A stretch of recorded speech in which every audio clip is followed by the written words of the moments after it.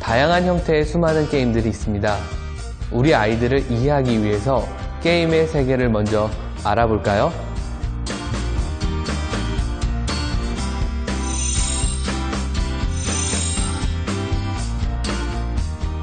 스마트폰과 인터넷이 일상화되면서 아이들과 게임은 더욱 가까워졌습니다.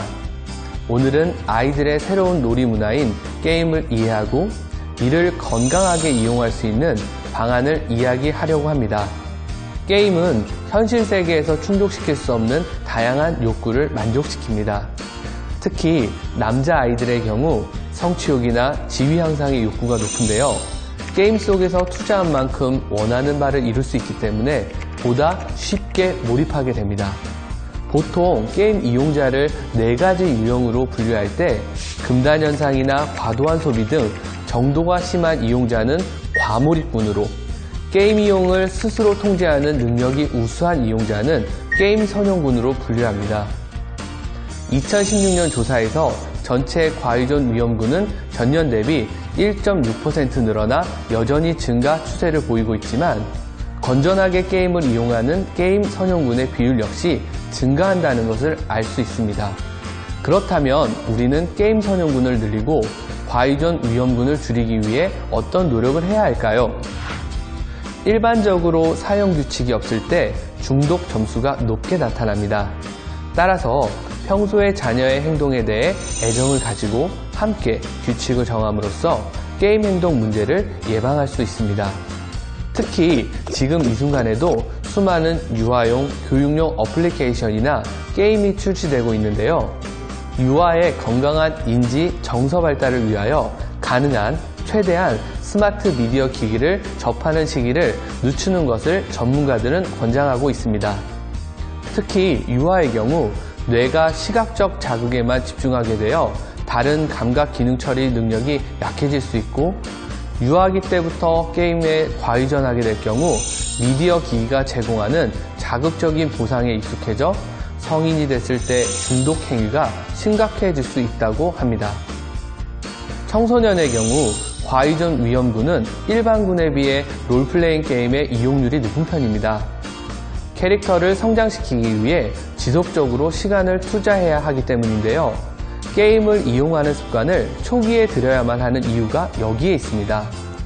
아이들은 디지털 세상에서 바르게 키우기 위해 학부모는 어떻게 해야 할까요?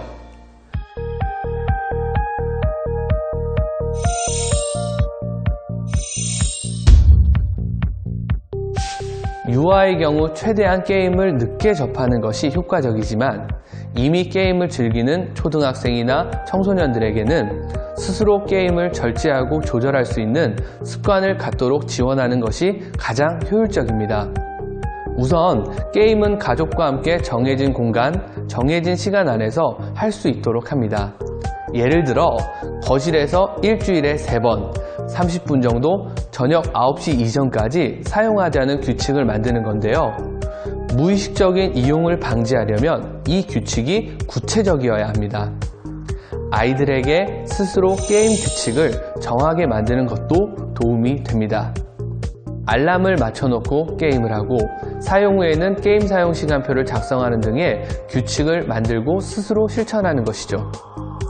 세 번째로 일주일에 한 번은 스마트폰이나 컴퓨터가 쉴 수 있는 휴 요일을 정합니다. 이때 취지를 잘 설명하고 가족들과 의논하여 컴퓨터, TV 등과 이별하는 미디어 다이어트 데이를 갖는 것이 효과적입니다. 스마트폰 사용 습관과 관련한 앱을 다운로드하여 설치하고 일주일에 한 번씩 사용 결과를 확인하고 사용 계획서를 작성하는 등의 지속적인 점검과 자발적인 훈련도 매우 중요합니다.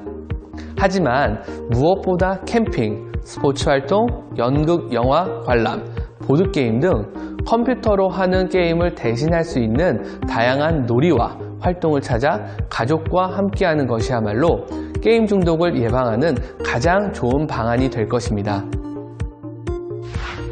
어떠세요? 게임 과의존을 피하기 위해 아이들에게만 노력을 강요해서는 안 되겠죠. 자녀와 함께 보내는 시간을 늘리고 함께 이용 계획을 세우고 활동적인 취미를 가져보는 노력은 학부모에게도 중요한 노력입니다.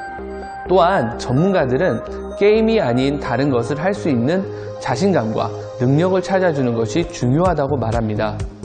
명확하면서도 단기적인 목표를 세워주고 성취로 연결될 수 있도록 북돋아주는 것이 중요하다고 말이죠.